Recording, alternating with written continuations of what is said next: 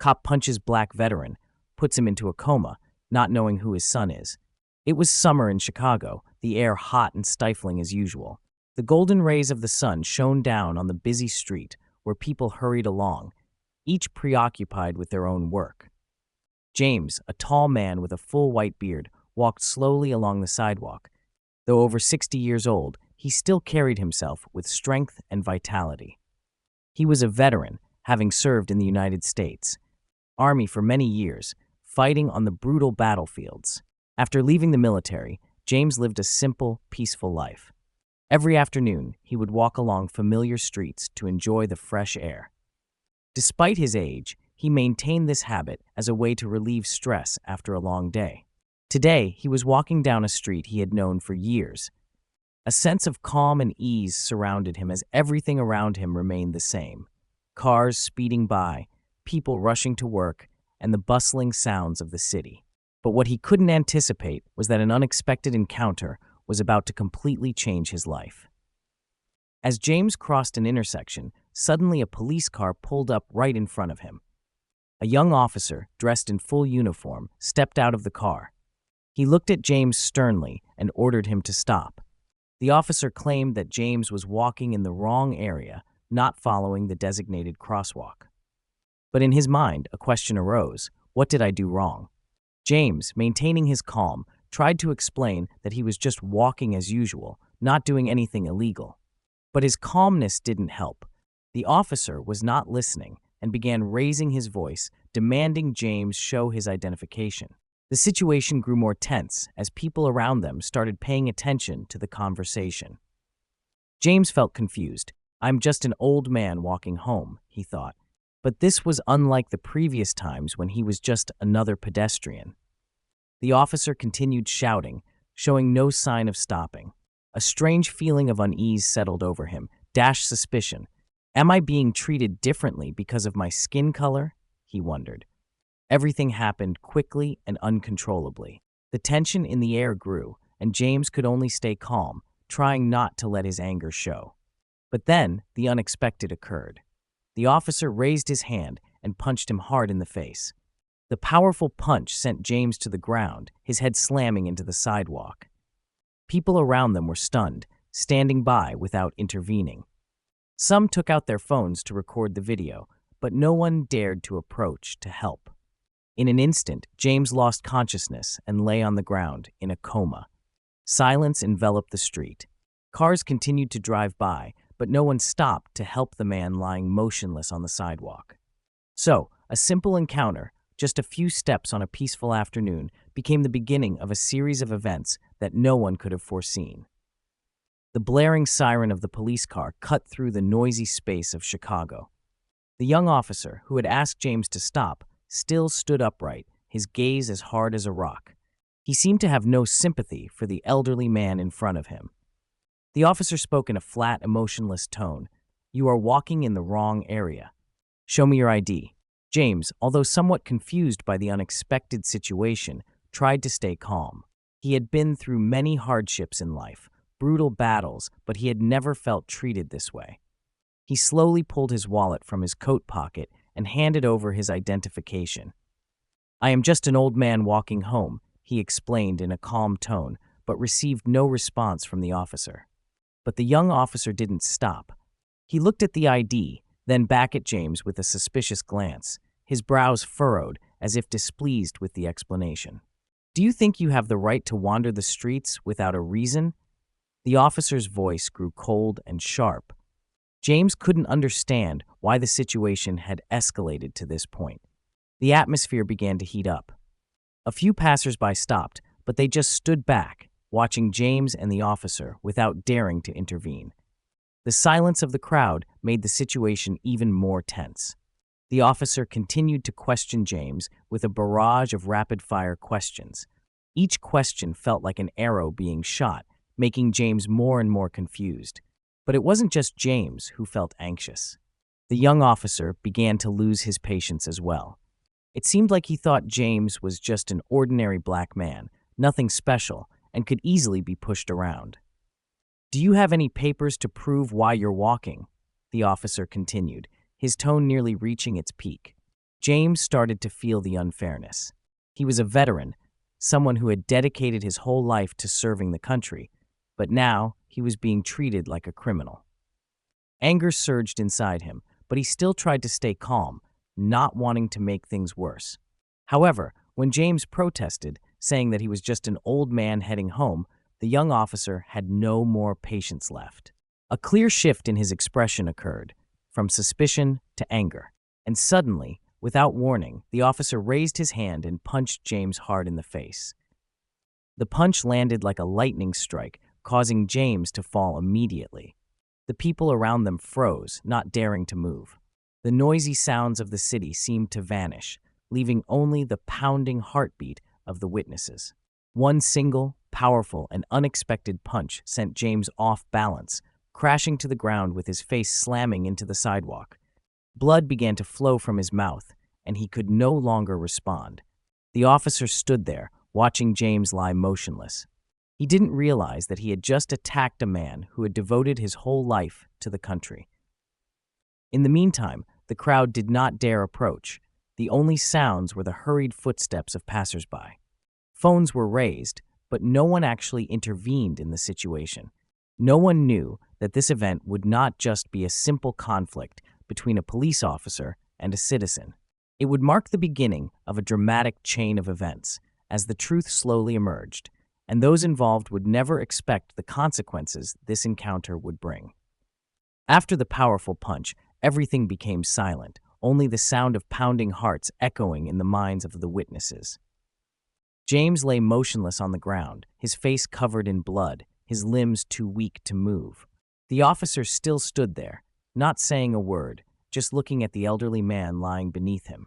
After a while, he turned away and walked back to his car, as if what had just happened was merely an accidental mishap. People around began to gather, but they only stood at a distance, not daring to approach. A few had taken out their phones to record the scene, but no one stepped forward to help James. They felt scared, not willing to intervene in a situation that was becoming more tense by the minute. The scene made the air on the street feel suffocating and heavy. Cars continued to pass by, but no one stopped. No one cared about the elderly man lying unconscious on the sidewalk. A strange feeling washed over James, helplessness, loneliness, as no one dared to stand up for him. He had fought in the military his entire life, enduring countless battles, but never had he felt so weak and isolated as he did now. After a while, the ambulance arrived, but by the time they got there, James had fallen into a coma. The paramedics immediately placed him on a stretcher and rushed him to the hospital. His heart, which had endured so many challenges during the years of war, now had to struggle with an unexpected injury, one caused by the cruelty of those he had once devoted his life to serving. Meanwhile, the young officer looked back at James, but there was no sign of remorse. He continued with his work as though none of what had just happened was his responsibility. He had no idea that the man he had just attacked was the father of a fellow soldier, someone he could meet anywhere in the army, someone who had fought for the freedom and security of this country. As the ambulance drove away, the crowd stood still, their eyes fixed on it, but no one dared to do anything. They knew they had just witnessed something unjust, but they didn't have the courage to stand up. James was no longer just an ordinary man. He had become a symbol of the cruelty that even those serving in the public sector sometimes fail to recognize. Everything had changed. The incident was only the beginning, but its consequences would be much greater than anyone could imagine. Because in the shadows of the city, a truth would slowly unfold, and it would make everyone reconsider what they had done. The young officer stood outside, his eyes still fixed on the ambulance as it disappeared into the distance. It seemed that he felt no worry or regret. He simply turned back to his police car, as if everything was just another routine task he had to complete. People around began to leave, but no one dared to approach to ask questions or offer help. Meanwhile, inside the hospital, James remained in the emergency room, showing no signs of waking up. Doctors and nurses were working urgently, trying to revive him, but his condition was critical. Blood from the wound on his head had soaked through the bed sheets, and the doctors were concerned that he might not make it. Not long after, a man appeared at the hospital. He was in military uniform, with a stern face and a worried expression. It was Marcus, James's son, a soldier currently serving in the army. When he heard that his father had been attacked and hospitalized, he rushed to the hospital from the military base without changing his clothes. Marcus could hardly believe his ears when he heard what had happened. "What? The police hit my father?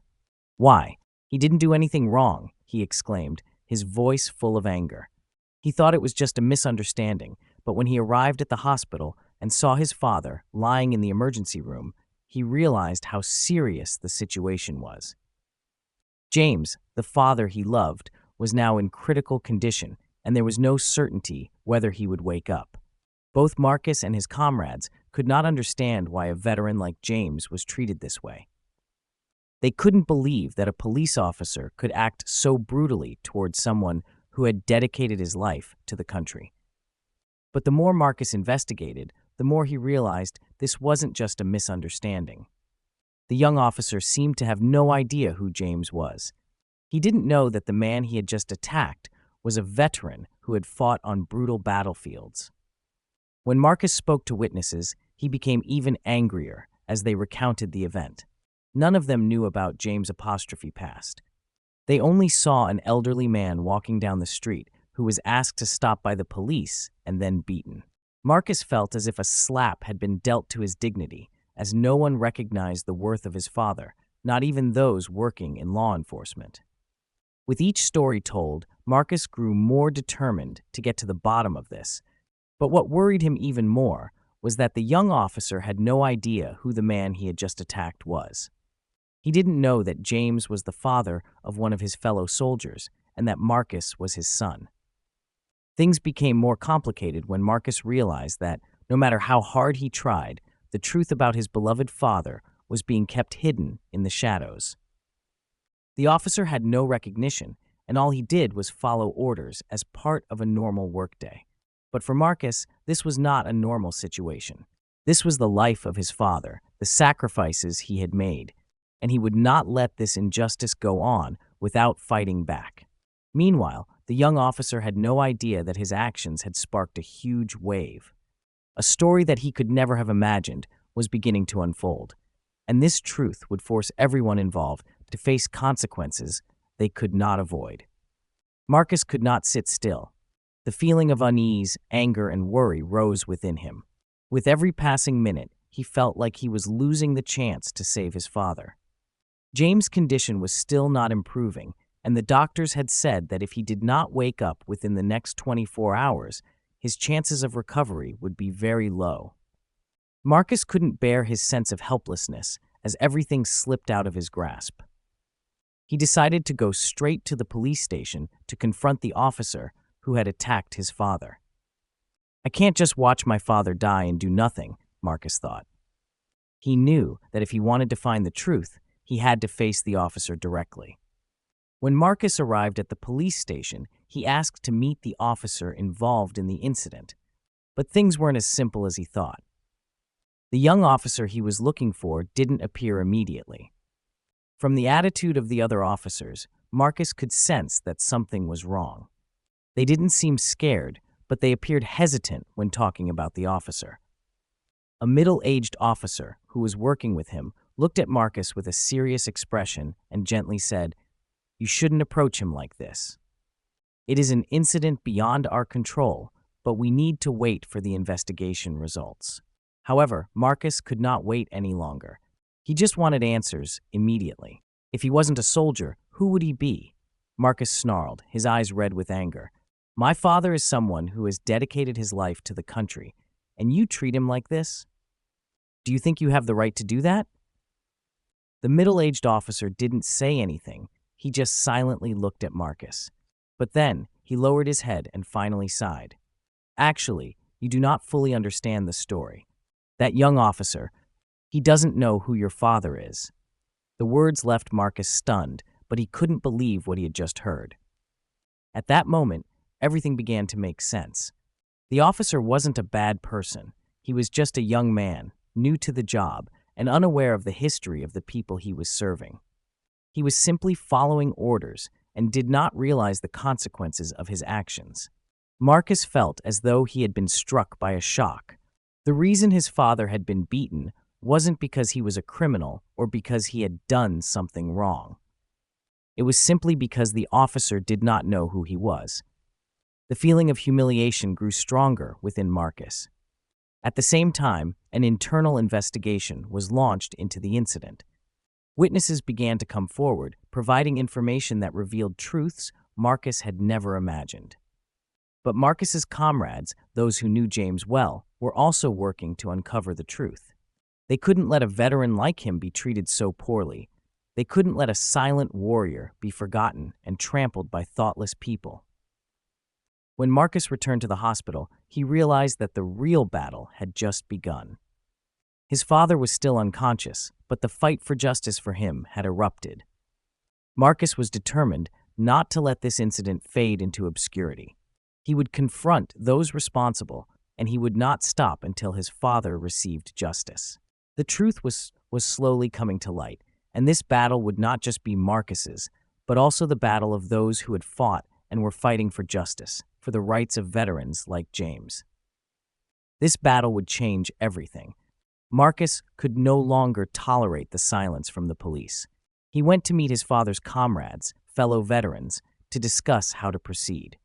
Each one of them was outraged upon hearing about the incident, and they all promised to support Marcus in this fight. But the deeper they dug into the investigation, the more they realized a painful truth. This wasn't just an isolated incident between a police officer and an elderly man. It was connected to a much larger network. As Marcus delved further into the case, he discovered that the young officer was not the only one with an indifferent and disrespectful attitude. Some members of the police force, those who had witnessed the incident, had chosen to remain silent, unwilling to intervene, or simply not wanting to be involved in a scandal that could tarnish their profession. This only made Marcus angrier. He wasn't just fighting the young officer anymore, but an entire unjust system. The investigation began to hit a dead end as the vague evidence could not clearly prove who was right or wrong. However, as more witnesses came forward, those who had seen James being beaten, the story began to change. They did not just describe a simple attack, but also spoke about the officer's crude words, the police's indifference, and the disrespectful attitude towards a veteran. One of the witnesses, a woman named Lily, had recorded the incident and provided the video to Marcus. This video showed that the police officer not only assaulted James, but also used insulting words, belittling him because of his age and frailty. These were the crucial pieces of evidence Marcus needed to bring the truth to light. When the video went viral online, public opinion started to stir. People in the city could not believe that a police officer could treat a lifelong patriot so cruelly. Criticism of the police force grew stronger. Protests began to erupt, and veterans' rights organizations spoke out, demanding a fair investigation. Marcus couldn't stop thinking about his father. James was still in a coma, and with each passing day, the hope of his recovery seemed to diminish. But this didn't deter Marcus. He knew that whether his father woke up or not, he had to do everything he could to show him that he was fighting for justice. Every action Marcus took now wasn't just for James, but for all the veterans who had been forgotten and mistreated. This battle had become unstoppable. Every day, public outrage grew stronger. Some police officers started to feel the pressure, and calls for change from the community grew louder. Meetings between witnesses, Marcus's comrades, and veterans' rights organizations made one thing clear: the truth would not be concealed. Marcus would not stop until justice was served. No matter how the situation unfolded, Marcus knew that once he started this fight, there was no turning back. He would stand up for people like his father, dash those who no longer had a voice in society, those who had been forgotten. He would fight so that people like James would never be disrespected, never be judged unfairly, just because they were old and because they had sacrificed so much for this country. Marcus's fight wasn't just about one assault. It was a fight for justice, for respect, and for those who had fought for a country they believed in. The truth was slowly being revealed, and a significant change was coming, no matter how long it would take. The day Marcus had been waiting for, after months of struggle and tireless efforts, had finally arrived. After all the fighting, the investigation into James's assault had reached its conclusion. Everything had been exposed, from the police officer's indifference to the secret meetings of some police members who had tried to cover up the truth. Lily's video, which proved the officer's brutality, had been widely spread.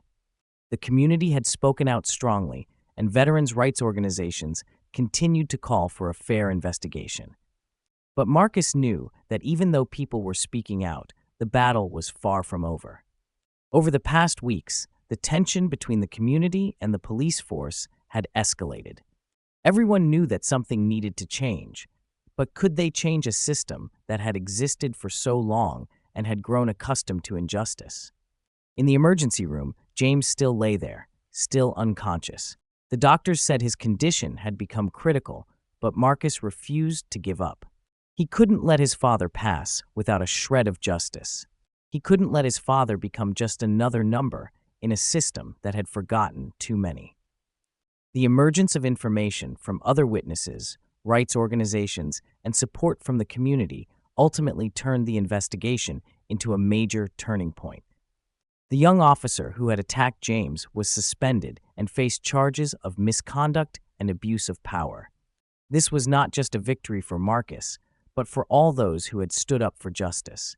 In a tense press conference, the police chief and those involved were forced to face public criticism. "We cannot deny our responsibility," the police chief admitted, his face betraying his concern. "We will do everything we can to ensure that this incident is not forgotten and that justice will be served." After facing harsh public criticism, the young officer finally spoke up. He couldn't hide his regret. "I didn't know who he was," he said, his voice hoarse. "If I had known he was a veteran, I would not have acted that way. I didn't think I did anything wrong, but I understand now that I was wrong. I just want to apologize." His apology couldn't undo what had happened, but at least it was an acknowledgement. Marcus couldn't turn back time and bring his father back to life, but at least he had achieved a small part of the justice his father deserved. A week later, James woke up in the hospital. Marcus sat by his father's bedside, holding his hand, feeling as though he had reclaimed something very precious. Though James was still weak, family, friends, and the community felt a sense of hope.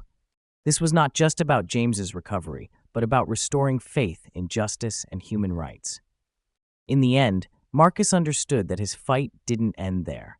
It had created a wave of change in the community, and he felt a responsibility to continue fighting for justice, not just for his father, but for everyone who had been and was still being treated unjustly. This fight might not end immediately, but Marcus knew that change had begun, and one day, people would not have to rise up and fight anymore. Justice would no longer be overlooked, and everyone would be respected, regardless of age, occupation, or past. Thank you all for watching until the end. If you enjoyed the video, do not forget to subscribe to the channel and turn on notifications so you never miss out on the best stories. See you in the next one.